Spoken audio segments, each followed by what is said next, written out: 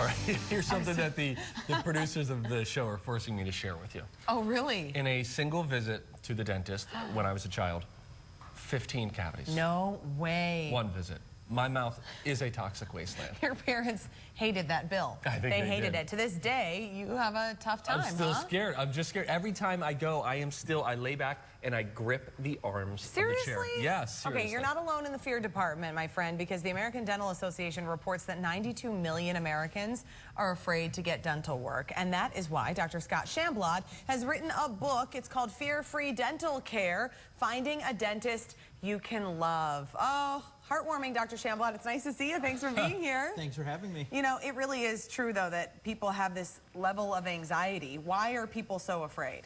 A lot of people have had bad experiences over the years. They've heard about things from friends, from family, even from TV and radio, and it's just left a bad impression with them. You know, I've never had a bad experience at the dentist. I mean, I see you, Dr. Shamblott, and we have great times, and you're always very thoughtful. But I have found myself getting a little bit more anxious before every appointment, simply because I think as I get older, I'm getting more, there's more things to be done. You know what I mean? Yeah, and it's a natural part of just life that fears and anxiety and things increase, even for familiar tasks and things such as coming to the dentist. Yeah.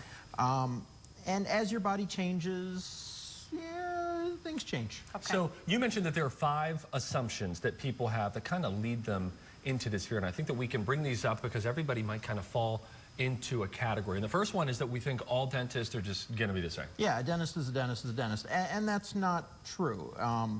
Some dentists focus on, you know, seeing lots of patients and just getting it through. And cranking them through one by one. Yeah, and doing kind of more basic dentistry. Some do more advanced things. Some, such as myself, like to see people who have some dental anxiety, some dental phobia, and kind of helping them get through it and get the work done that they need to get done. A couple other assumptions that people might have. Nothing will ever change. They're just teeth.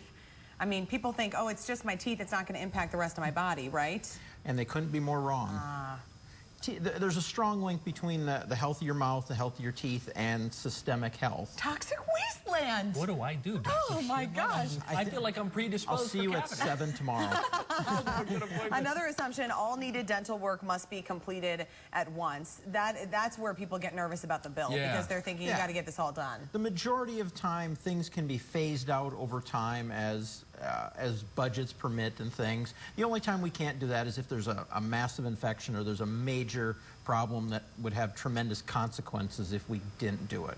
But the vast majority of the time, we can space things out over time. Okay. All right. There are also scales of fear, right? Because some people are terrified and others are not. So it starts with mild concern. I would like to check that box. Maybe I'm mildly concerned. I think I'm getting that way, mild concern. So this is sort of the spectrum here of people's anxiety. Yeah, I mean, with mild concern, you know, you have an appointment in a couple weeks. You think about it once or twice a day. It's not really impacting your life at this level, but you know, it's still there kind of in the back of your mind. Then you have the worry, then you have the anxiety, then you get to the serious stuff, the acute stress. What's happening with people there? Fight or flight, I'm out. Yeah, fight or flight. I mean, your palms are sweaty, your heart is racing, you're convinced that everything that can go bad is going to go bad, and it's going to hurt, it's going to be awful, and at the slightest little stimulus, you're ready to bolt out the door. What's the point when you are a full-out dental phobe? Well, when you're there, it's a real gray zone between the two. When you're at pretty acute anxiety, you're almost there. Yeah, okay.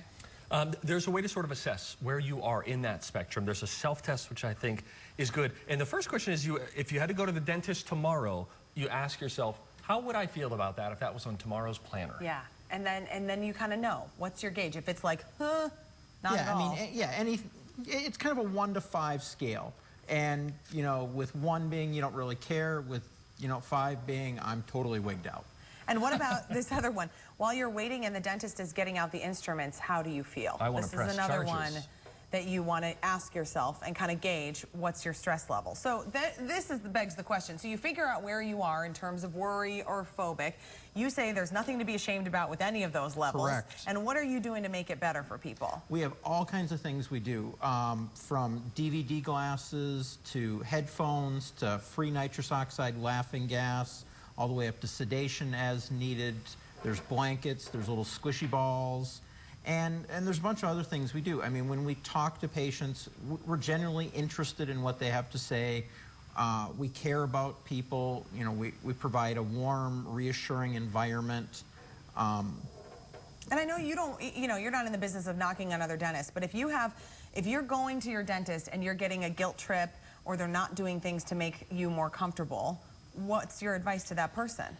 It may be time to look for someplace else. Find somebody else. Because there's no room for guilt. It serves no purpose whatsoever. It does not motivate people. It just demotivates people. Yeah.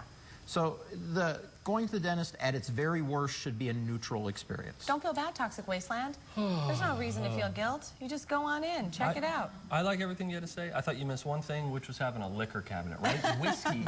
We load up on whiskey. Nitrous, it's better. There's no hangover. I haven't tried nitrous yet. I want to party with Dr. Shamblott. Dr. Shamblott, thank you so much. Great advice and congratulations on the book. Thank you. All right, we have more information on Shamblott Family Dentistry on our website, twincitieslive.com, and you can get fear-free dental care for free by requesting it online. Yeah, the link is there. Hey, big thanks to Shamblott Family Dentistry for sponsoring our show. Nice to see you. No cavities at my last visit. That's or right. at the one before that. It got dicey.